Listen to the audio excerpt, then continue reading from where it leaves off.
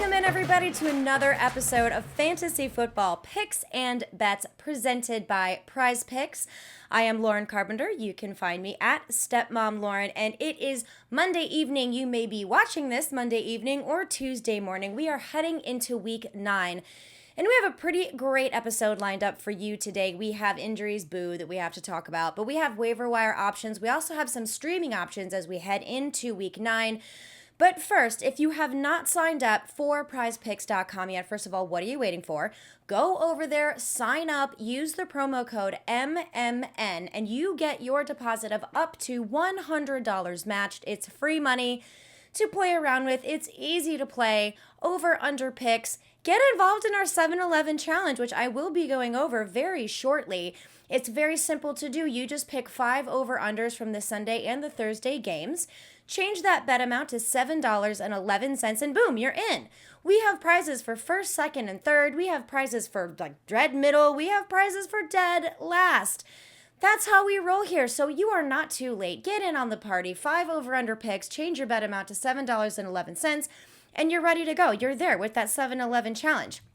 So let me go ahead and just take a look at this leaderboard here, because we have our buddy Alan W. That's right, my friend. You are still here at the very top, but I can see it was kind of a rough week for everybody, because out of 40 possible, Alan W., you have 30 out of 40 correct, and you have that first place position on lock with that 30 correct picks that you have, my friend.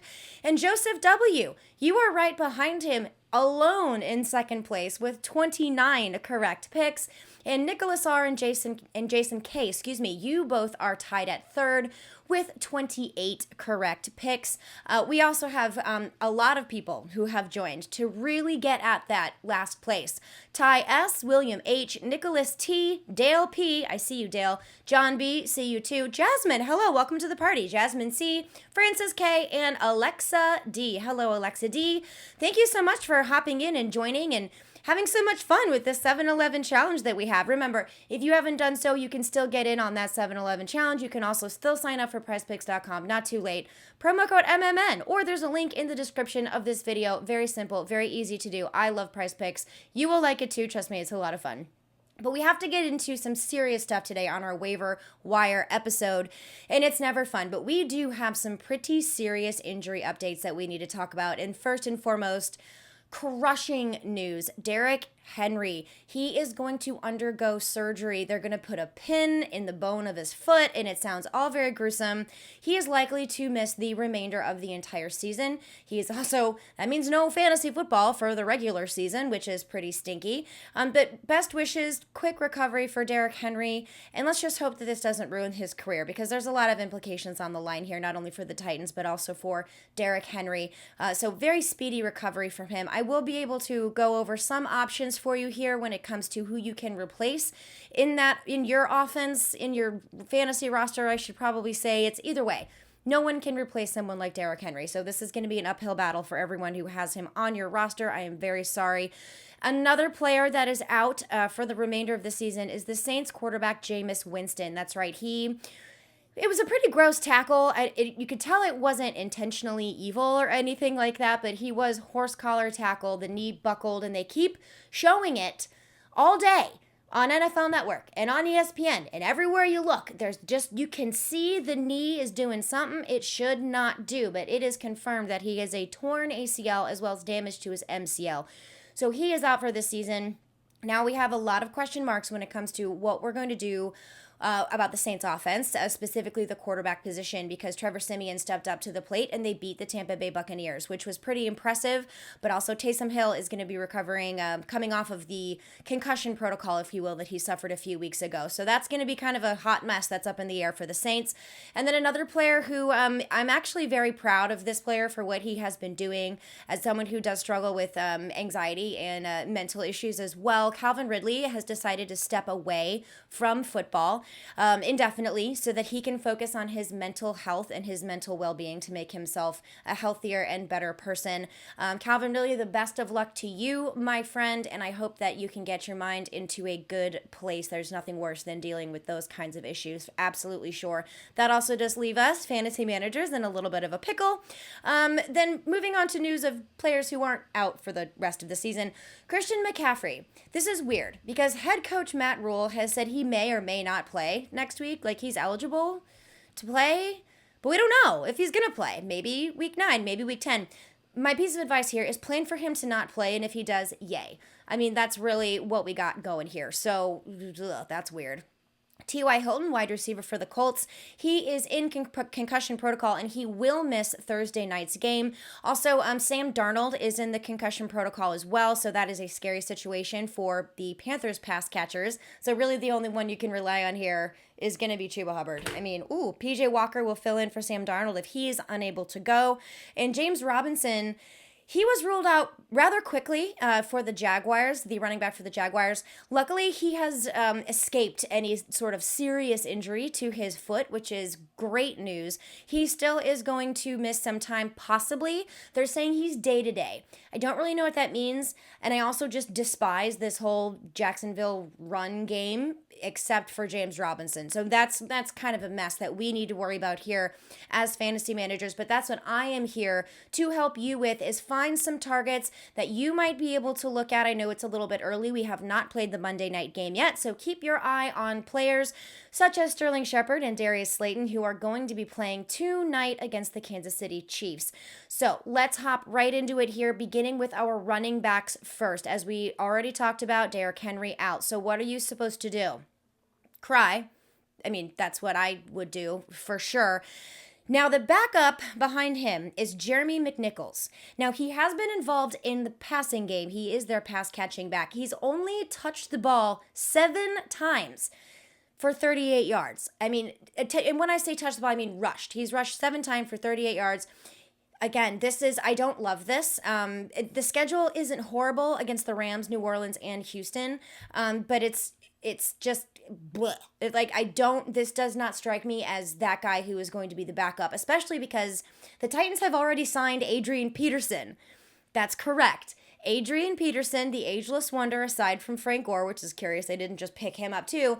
They've signed him to the practice squad with the hope of activating him to the active roster as quickly as possible. So I wouldn't mind stashing Adrian Peterson. They're going to continue using their offense the way that they know how to use it, according to head coach Mike Vrabel. So this is going to be a hot mess. And good luck guessing which one is going to get a majority of the work. It could be a 50-50 split. I'm not sure. Out of the two of them, I think I might like McNichols a little more in PPR scoring formats, but Adrian Peterson is likely going to be the one seeing the goal line work. Jeremy McNichols is 7% rostered. Adrian Peterson is only 1% rostered. So either way, one of those two guys should be available for you to scoop up, I should say. If you don't want to deal with that hot mess of a situation at all, I understand. Unfortunately, we don't have a ton on the waiver wire when it comes to the running back position, but we do have some options.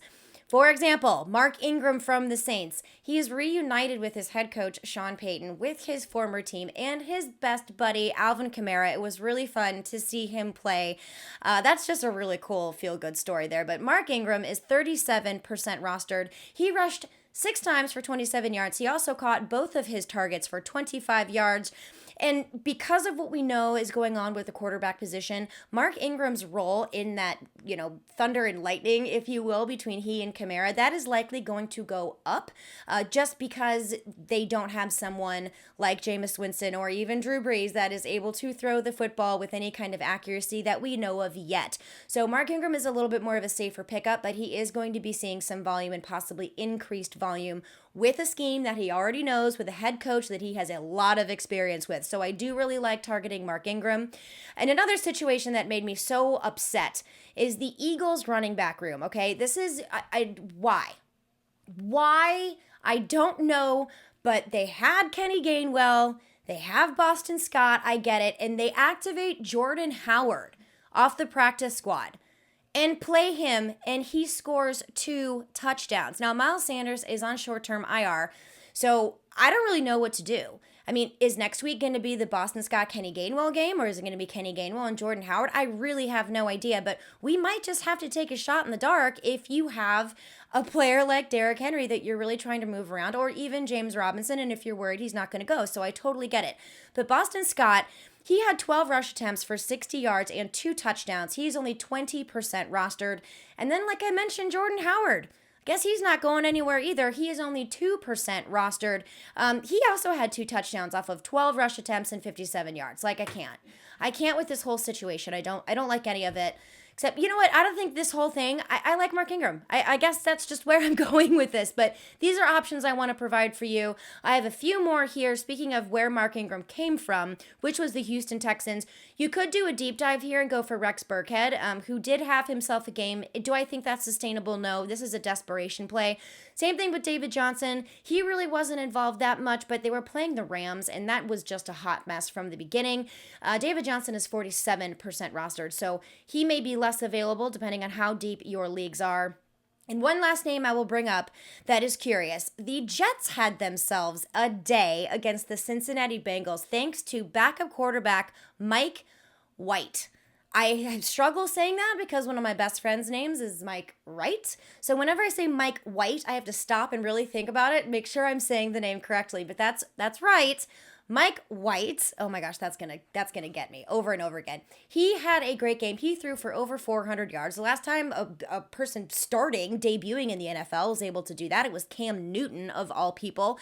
But Mike White, pretty interesting here. And the reason I'm bringing up Mike White is because of the running back Ty Johnson.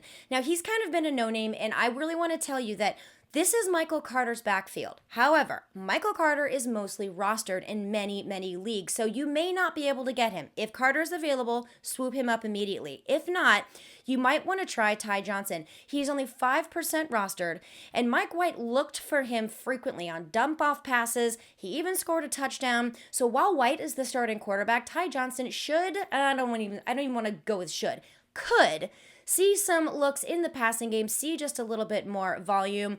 It's gonna be rough. They play Indianapolis, Buffalo, and Miami. It is a tough defense, all 3 of them. And who knows how long White is going to be the quarterback here while Zach Wilson is trying to get healthy. But again, desperate times, desperate measures. And I'm going to talk about the next section here on wide receivers, but I do want to do a bit of a disclaimer here. I'm looking at wide receivers that are 40-ish% and fewer rostered, or less, whichever word I need to use there. There are a lot of available options, like just Sterling Shepard is one of them, who is over 50% rostered in some leagues, including Yahoo. So I just want to focus on those ones that are 40% and less, but make sure you're looking at those other ones too, in case you see a name on there that could possibly be available that has a good matchup. But I just want to throw that out as the caution. These are only players that are 40% and fewer that are more likely to be available on your waiver wire. And I'm going to start right off with Darnell Mooney. Justin Fields is looking more comfortable each and every week. He is 42% rostered. He saw 9 targets for 6 receptions and 64 yards. I really like this. They're playing against the Steelers, who have allowed the 7th most points to wide receivers this week. Next up is Devontae Parker of the Dolphins. That's right. I love Devontae Parker because he never really truly goes away for good. He always comes back and just does Devontae Parker-ish things. He is 35% rostered. Now, I will just warn you, their schedule is absolutely terrible against Houston, Baltimore, and the Jets. I know on paper that should sound like it's good, but it's not. But either way, he can help Tua move the chains, and then Jalen Waddle is going to be that big play guy, but Devontae Parker did really, really well over the weekend, and Tua is looking healthy as well. So I do like Devontae Parker of the Dolphins as well. Another name that I am very excited to see what he does this season is Rashad Bateman. I was a little nervous about him because Harbaugh was like, oh, well, we're just going to ease him into the offense. No, they did not just ease him into the offense. He's becoming that guy, unfortunately for Marquise Hollywood Brown managers, he's becoming that guy that is good, and he's getting targets. The problem is they play Minnesota this week, which is very tough. Minnesota's defense is very, very good. However, the next 5 weeks, starting in week 10, the Ravens have the juiciest matchup against wide receivers. In fact, all of them, I think, are 10th worst or worse than that. So I really like him for a long time. So if you have a chance to pick up Rashad Bateman, I absolutely would do so for the Baltimore Ravens. Again, 31% rostered. And next we have Tim Patrick of the Broncos. Now I know that there's a little bit of boo-hoo on this because of Jerry Jeudy, but in my opinion, I think that actually helps Tim Patrick because it's going to spread defenses out as Jerry Jeudy becomes more involved in the offense coming off of his injury. Now that does mean his volume is going to lower just a little bit, but that doesn't really matter for Tim Patrick because he's incredibly efficient, and I still think that he is going to see big play looks and possibly in the end zone as well. He is only 28% rostered. And since we mentioned about Calvin Ridley, if you have a chance, Russell Gage, I suppose, but he is one of those ultimate wild card wide receivers where he could completely disappear or he could blow up. So if you are in deeper leagues, if you're desperate, which seems to be kind of the running theme here as we continue through the season, Russell Gage is 15% rostered. They will play New Orleans, Dallas, and Jacksonville over the next 3 weeks. So I don't super duper love it, but you may be in a position where you have to grab him. But if Tre'Quan Smith of the Saints is available, in fact, they play each other this week, Tre'Quan Smith is 3% rostered. He came right back, right after injury, and did a great job. I understand he only saw 3 targets, but he hauled in all 3 of those targets, 433 yards, lots of threes, and a touchdown. So until Michael Thomas if he even comes back or gets reacclimated to playing football again, I can't even remember the last time it was that we saw him out on the field, Tre'Quan Smith is going to be one of those clutch wide receivers for whoever is going to be starting at quarterback. Again, wild card situation for him as well, but I do trust Tre'Quan Smith just a little bit more than I do Russell Gage on the other side of the football. And Atlanta is 9th worst against wide receivers. Then they play Tennessee, who is the worst against wide receivers. And then they play Philadelphia, who is a little bit tougher of a schedule, but still Tre'Quan Smith, only 3% rostered. I think he's a sneaky pickup and play if you are in need of wide receivers. And guys like Rashad Bateman are already gone and Devontae Parker is gone. I think Tre'Quan Smith could be a little bit sneaky for you. Now moving into the dregs, because the tight end landscape is always a dumpster fire. But as we continue to move forward through the season, it gets worse and worse. So as I mentioned before, the Giants are facing off against the Chiefs tonight on Monday, and that game has yet to start. However, if you have watched it, or maybe you heard some news of it, then you may know how Evan Engram, tight end for the Giants, has done. And if he does well, then you may want to pick him up because he has a very juicy schedule moving forward against tight ends. He is only 32% rostered, although he has been largely disappointing. Sometimes you just got to take a chance and just put a warm body in at tight end if you really need it. However, if you don't want to take a chance on Evan Engram, I totally get it. Do it. Go for Pat Freiermuth. He is only 10% rostered. He is making the most out of his time on the field as a rookie. He had an incredibly athletic, amazing catch. Ben Roethlisberger is gaining trust in him, and it shows. So they are playing Chicago, Detroit, and the Chargers, which is a pretty favorable schedule as well. So if you don't really want to take the chance on Evan Engram, 100% get it. You can try Pat Freiermuth. And if we're looking strictly at matchups here, the Colts, Mo Alley-Cox or Jack Doyle, they are 16% and 1% rostered respectively. They have a very good matchup coming up against the Jets. And also T.Y. Hilton, as I mentioned, is out, and he is in the concussion protocol. Now let's move on to our streamers with our quarterbacks and our defenses here. And there are a few names that are interesting. One of them I like the most, actually, and that is Tua Tagovailoa. He is 35% rostered, and they are playing Houston. We are picking on Houston kind of like I pick on Atlanta, but he has been doing quite well. He excelled in week 6 and 7 against the Jaguars and the Falcons. Didn't do as well against the Bills, but that is to be expected. The Bills have the Dolphins number. It's just kind of how that storied rivalry is. That's how it goes. So that doesn't really surprise me very much, but I think he's going to be able to bounce back this week against Houston. So I really like streaming Tua Tagovailoa. Another option here, too, with a quarterback that did not do so hot, even though they won, was Teddy Bridgewater of the Broncos. He is 30% rostered. They are playing Dallas.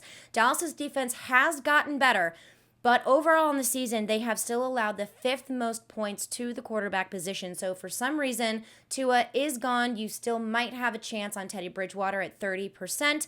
Taysom Hill, moving right along to the Saints. he should be the backup. He should clear everything he needs to after the concussion protocol. And if Trevor Siemian doesn't get the nod, see, there are so many things that are going on here with the Saints.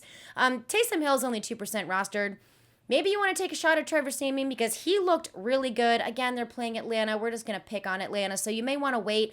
I have a feeling that either of those two quarterbacks are likely going to get past your waiver claim process day and will probably be available free agents if you really don't want to commit to one or the other, because we're not really sure which one is going to be officially the starting quarterback, but Atlanta has allowed the third most points to the quarterback position. And last but not least, our defense and special streamers. Ooh, maybe I could make that a thing. Defense special streamers. Ooh, I like it. Our DSTs. Let's just shorten it up to that. We have the New England Patriots. I know, I can't even believe I'm saying this, but they're only rostered in roughly 50 to 55% of leagues. They're playing against Carolina, and as I mentioned, Sam Darnold, whether or not he starts, because if he starts, I still think they're a great defense to start, but especially if they play PJ Walker, the backup for the Carolina Panthers, and with no Christian McCaffrey, New England Patriots might just be that ticket for you. They played excellent over the weekend, much to my dismay, but that's neither here nor there. But New England Patriots, if they're available, they're a great play this week against Carolina. And as I mentioned, picking on Atlanta, New Orleans Saints, 46% rostered, so likely they could be available. I mean, I really like the 40 and below, so when I say 46%, it makes me think that they're not going to be available, but always double check, because you would never know. They're playing Atlanta. They've allowed the fifth most points to defenses, opposing defenses, I should say. And then Miami Dolphins, they're only 13% rostered, and they are playing Houston. Again, like I said, we're picking on Atlanta. We're going to pick on Houston the exact same way. Fourth most points to opposing defenses. So Miami Dolphins, let's go. And that's all we have. Can you believe? I mean, there are more, especially with the wide receiver position, but I don't want this video to last for 4 hours trying to go through all of your wide receivers. So check them out. If you have any questions on who you think you should pick up, hit me up at StepMomLauren. And if you liked this video as much as I loved recording it for you, please go ahead and hit that like button and make sure you subscribe to our channel here on YouTube at Mayo Media Net so that you don't miss out on anything that we put out, because every day we have an excellent team of fantasy analysts, DFS people, you name it, we have got it for you. You won't miss out on anything, and it's not just football. We cover like any sport what seems humanly possible. So make sure you get all of that latest news, all of the breaking news, everything that you want. We're here for you. This is what we do here at Mayo Media Net. And if you haven't done so, what are you waiting for? PrizePicks.com, promo code MMN. You get your deposit of up to $100 matched. Go ahead and check out our 7-Eleven challenge. Remember, that's just 5 over-under picks on the Sunday and Thursday game, but not the Monday game. And make sure you change your bet amount to $7.11 because that is how they track it. And I will see you guys on the flip side. I will be live with you again every Sunday morning, hopefully feeling a little bit better than I did last weekend. Oof, that was rough. And let's hope the fantasy advice is a little bit better too. Man, all the studs just, that was really hard for me to watch because I felt like I did such a bad job. But hey, it's fantasy football. If I knew it was going to happen, I'd own Belize. But I don't. Take care, everybody.